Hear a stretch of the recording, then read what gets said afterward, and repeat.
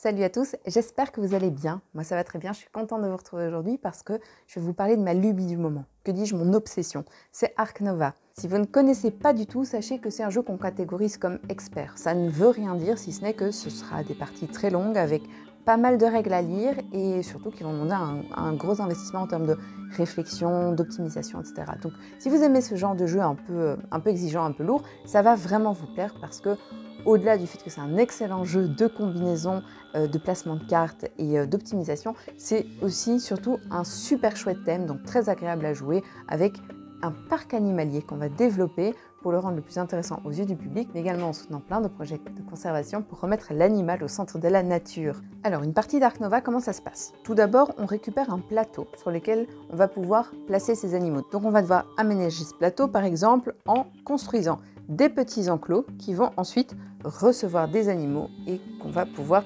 mettre à disposition du public qui va venir visiter.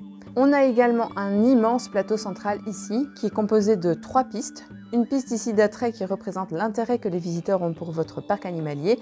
Donc plus on met des animaux intéressants, plus on monte sur cette piste, plus on a de revenus. On a également une piste de conservation. Donc à chaque fois qu'on va soutenir un projet scientifique qui va permettre plutôt de réinsérer les animaux, par exemple, ou d'autres choses, on va pouvoir avancer sur cette piste. On a également une piste ici de réputation qui va nous donner des petits bonus au fur et à mesure qu'on monte dessus et surtout qui va nous permettre de faire d'avoir à disposition des cartes intéressantes lorsqu'on peut saisir des cartes. Ce qui est très original, c'est que ces deux pistes-là, donc la piste de conservation et la piste d'attrait, elles vont avancer et elles vont se croiser. Lorsque deux jetons se croisent, ça signe la fin de la partie.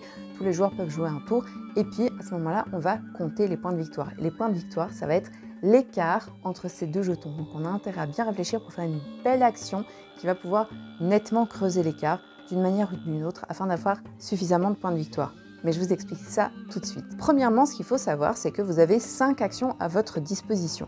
La première action, la plus évidente, c'est l'action carte. Vous allez pouvoir récupérer des cartes, soit de la pioche directement, soit quelque part sur le plateau. En fonction de l'endroit où est placée aussi votre action, elle est plus ou moins puissante. Donc admettons que par exemple, j'ai ma carte au niveau 5, je vais pouvoir bénéficier de l'effet niveau 5.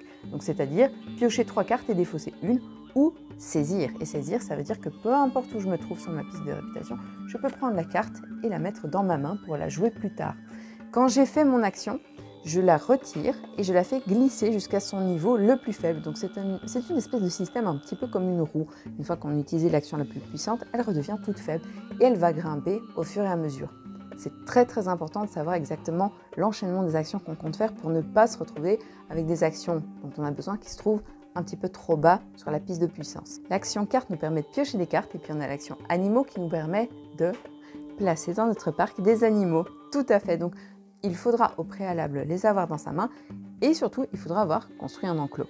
Si c'est le cas, alors à ce moment-là je peux placer un de mes animaux dans mon parc animalier et je vais pouvoir augmenter mon attrait. Donc les visiteurs auront plus envie de venir voir mon parc parce que j'ai mis un joli perroquet dedans. Du coup, ça m'amène évidemment à l'action construction qui permet de construire des enclos de différentes tailles qui vont de 1 jusqu'à 5 avec évidemment aussi certains enclos qui sont un petit peu spéciaux, soit parce que ce sont des enclos où on peut mettre plusieurs animaux d'un type, par exemple une volière ou un vivarium, mais également parce que certaines cartes vont nous permettre de placer des tuiles spéciales dans le jeu qui sont très particulières mais liées uniquement à une carte. On a l'action association qui est très importante celle-ci parce qu'elle nous permet de faire plein de choses. On va prendre un de ces ouvriers et on va le placer en fonction de la puissance de la carte quelque part sur le plateau d'association. Donc on peut aller soit récupérer des points de réputation, ce qui est important.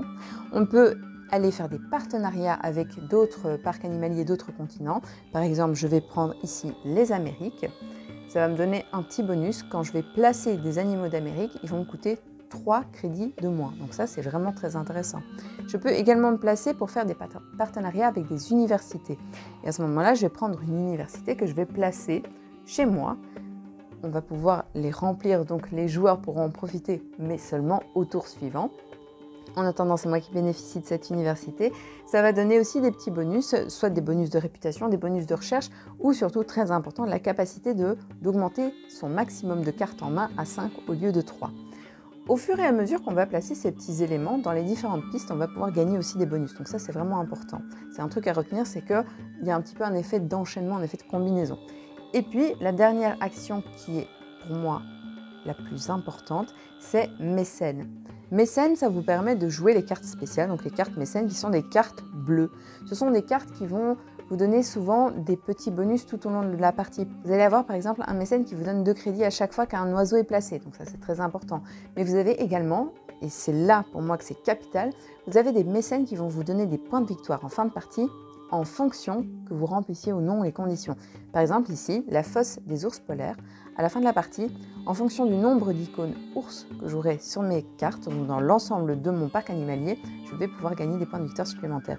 Comme je vous l'ai expliqué, quand les deux pistes se croisent, c'est la fin de la partie. Donc à moins d'avoir réussi à marquer par exemple 25 points d'un coup, ce qui serait quand même très joli, l'écart n'est en général pas très creusé. Et c'est là qu'on va vraiment se concentrer sur le fait d'avoir posé des mécènes intéressants et importants, et surtout desquels on aura pu remplir les conditions pour gagner des points de victoire supplémentaires et donc des points d'écart. Surtout les mécènes ont un avantage, c'est qu'ils vont vous donner non pas des points d'attrait qui sont les petits tickets où on n'avance que un par un, mais ils vont vous donner des points de conservation qui sont des blocs entiers. Donc on va pouvoir sauter vraiment à chaque fois 3-4 tickets en une fois. C'est vraiment très important.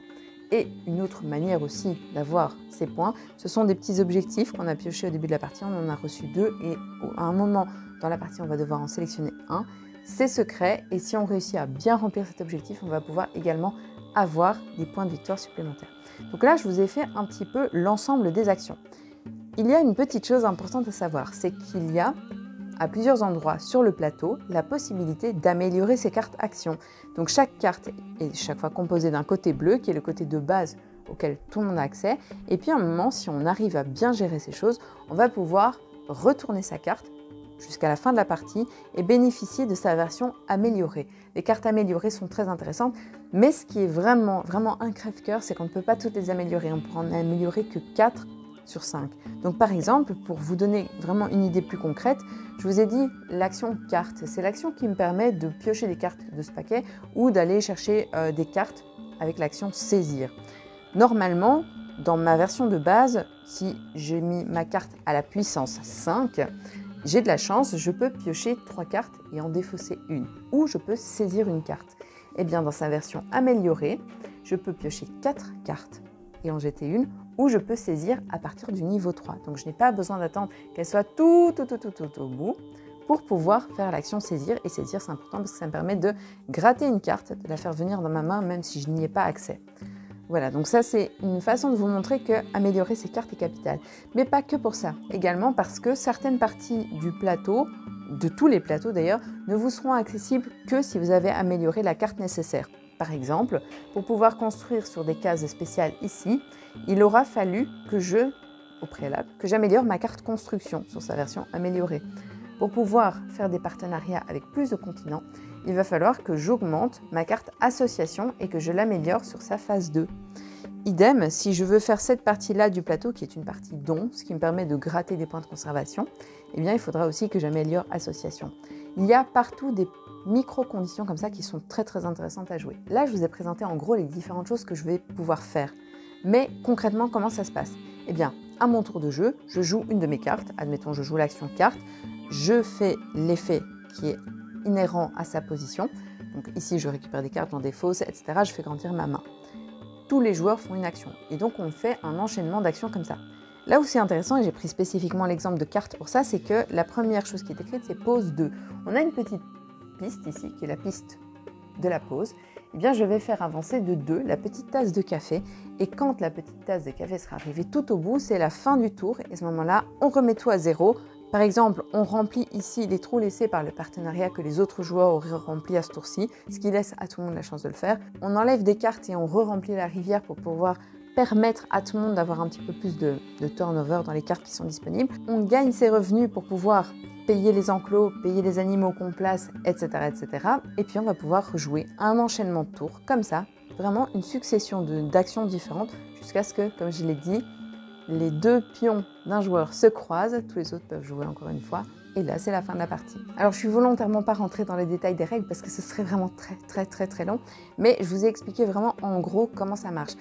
J'aimerais pouvoir vous parler de toutes les subtilités, le fait qu'il y a des trucs hyper intéressants qui se passent, par exemple même en mettant simplement un bête cochon d'Inde et puis un bête mouton et un bête cheval, ça paraît vraiment pas des animaux très intéressants, mais sauf que vous les placez dans une petite ferme pédagogique et c'est très cool parce que ça augmente énormément votre attrait. Il y a une espèce d'effet d'enchaînement, plus vous en avez de ces petits animaux mignons et plus vous gagnez des points d'attrait, ce qui peut vous faire avancer vraiment très vite, très loin sur la piste d'attrait pour des animaux qui valent pas grand chose et qui sont pas des plus intéressants.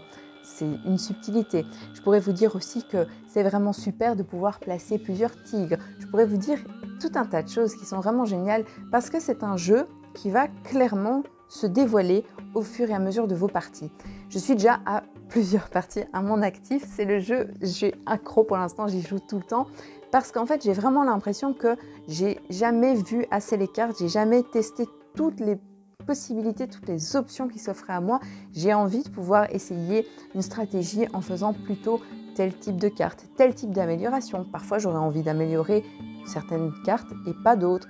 À un autre parti, je vais me dire non, je vais plutôt aller dans une orientation totalement contraire.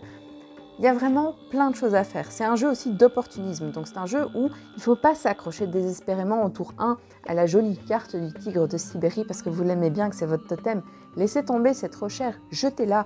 Prenez des petits trucs nuls, des petits serpents qui ne valent pas grand-chose, mais qui vont vous permettre de vous élancer. Il ne faut jamais se paralyser. Il faut toujours être à l'affût et au bon moment sélectionner les bonnes cartes qui sont à disposition en vous disant que c'est comme ça que vous allez pouvoir gagner des points. Il faut aussi jamais hésiter à soutenir des projets scientifiques qui vont vous permettre d'augmenter votre attrait et ça d'une manière qui est irrémédiable. Donc vous allez avancer sur cette piste jusqu'à ce que vous puissiez croiser votre propre pion et créer l'écart. Enfin, c'est un jeu vraiment d'une toute grande beauté. Je ne parle pas en termes de design parce que ça c'est juste une question de goût, mais je parle vraiment en termes de game design, en termes d'enchaînement, la façon dont les actions se créent. En fait, la première partie, quand vous avez terminé, vous regardez, vous dites bah, j'ai fait 12 points d'écart, est-ce que c'est beaucoup, est-ce que c'est pas beaucoup?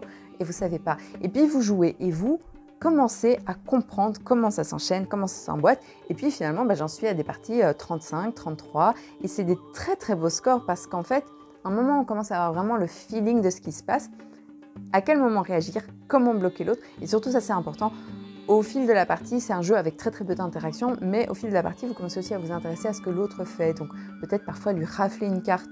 Une carte, c'est juste un point, peut-être, ou peut-être que ce sera beaucoup plus. Mais ça vous permet aussi de commencer à créer l'interaction en allant chercher ce que l'autre fait.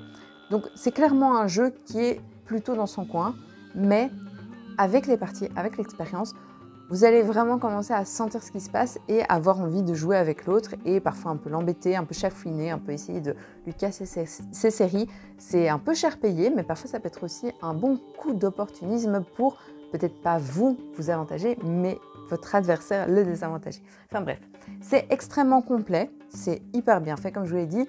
Même après plusieurs parties, on n'a jamais l'impression d'avoir fait le tour, on a toujours le sentiment qu'une nouvelle interaction est possible, qu'une nouvelle stratégie est possible. Vous avez envie d'essayer plein de trucs et clairement, comme je l'ai dit, si vous aimez les gros jeux, si vous aimez les jeux un peu exigeants, un peu velus, vous allez trouver absolument votre compte dedans.